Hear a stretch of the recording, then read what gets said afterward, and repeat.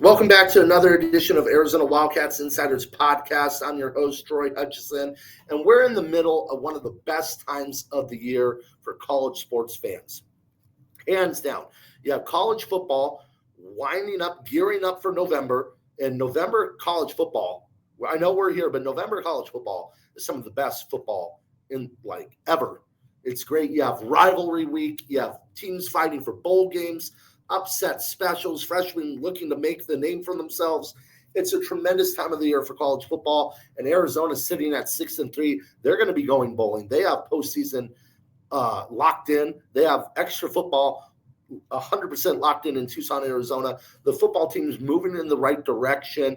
Just on Saturday, a 24-20 win over the Kansas Jayhawks, coming from behind, down 17-7. Arizona battled back, outscoring the Jayhawks 17-3, an impressive victory for Brett Brennan and his coaching staff. Meanwhile, college basketball is finally here. And in Tucson, Arizona, college basketball reigns supreme. Personally, it is my favorite sport. Pro, college, anything. College basketball is my favorite.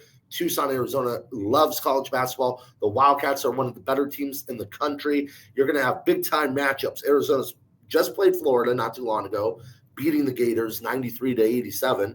Then you're going to have games against UConn, UCLA, Auburn, Alabama, San Diego State. I mean, my God, what better time of the year than when you have college football and college basketball mixed into one. The only time I can think is better is in March, when March Madness rolls around, because by far my favorite time of the year. But I want to talk about Arizona basketball real quick.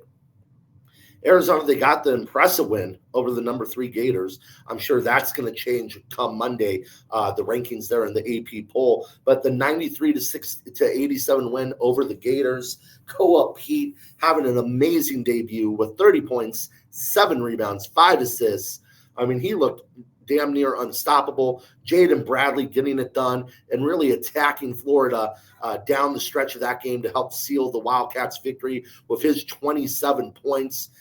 5 assists, I think 3 turnovers in the game, but just an absolute dog of a game for Jaden Bradley, who was left off of many preseason award watch lists, all conference award watch lists as well. Jaden Bradley got no recognition. He went out there and straight out balled.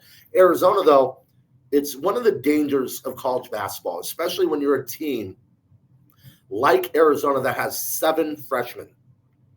It's a young team. Yes, they have some upperclassmen. They have 4 veteran leaders.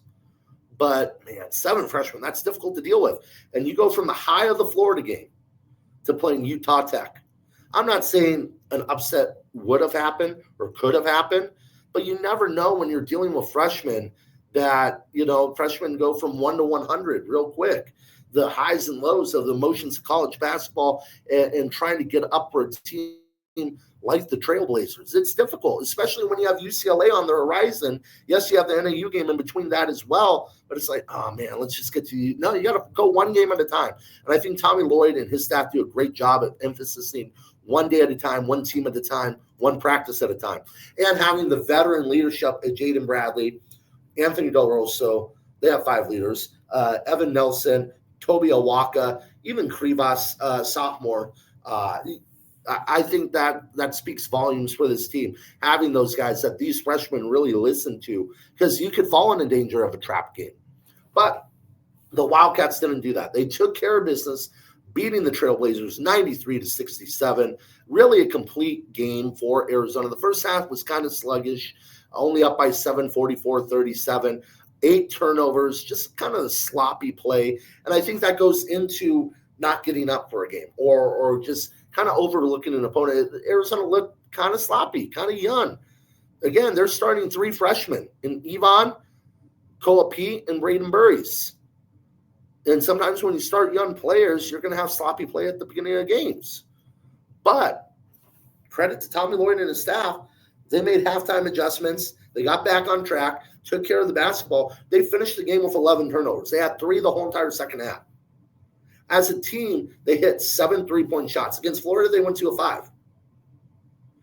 And they shot damn near 50% from the field, 53% from the field. They did a great job of handling business. Braden Burries, who struggled against the Gators, where he scored 3 points, going 1 for 6 from the field and fouling out in 17 minutes, had a bounce back performance. Yes, his shooting wasn't great. He went 7 of 16. I think you want to see that number be a little bit more steady, but he had 18 points, racked up some assists, had some rebounds, had a steal, had a solid bounce back game in his home debut in McHale Center with 18 points. Koa Pete, you can easily as a freshman go, I scored 30 points, I'm good. Let's just roll the ball out here. 18 points, and a very strong 18 points, going 6 of 7 from the field. 3 rebounds. I think the rebounding number you want to see a little bit more of. Very good defensively, was able to get it done at the charity strike as well. I thought he had a tremendous game. And so in 2 games for Kopi, 38 points. 38 points. He's easily a top 5 player in college basketball, a top 5 player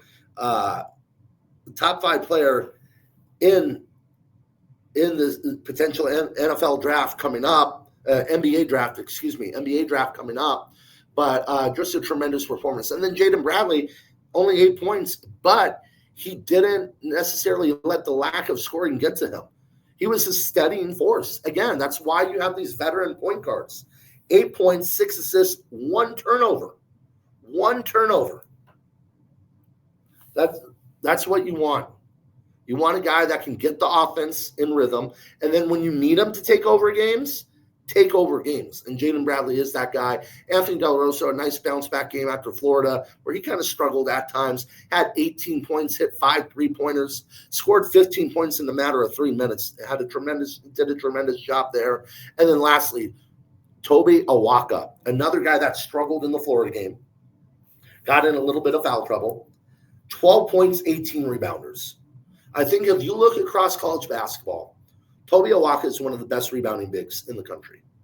And every ball that's a loose ball on the court, he thinks is his. So, and he proves it game in and game out. A strong double-double performance for Awaka. Now the Wildcats will get ready for NAU. And here's another test in seeing if you're not going to overlook the opponent.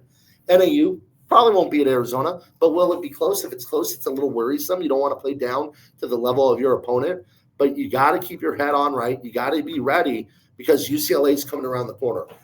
One of the best rivalry games in college basketball. And I know these seniors and I know the upperclassmen really want that game after losing to UCLA last year, and just the rivalry, the Pac-12 history between the 2 programs. That's going to be a big one for Arizona. Up into a dome in LA, you really want to make a statement there, recruiting-wise. It's a big game. So we'll have more coverage of Arizona Wildcats basketball and Arizona Wildcats football throughout the week. Be sure to follow us, Arizona Wildcats on SI. Follow me, Troy Hutchison, at THutch1995. We'll see you next time.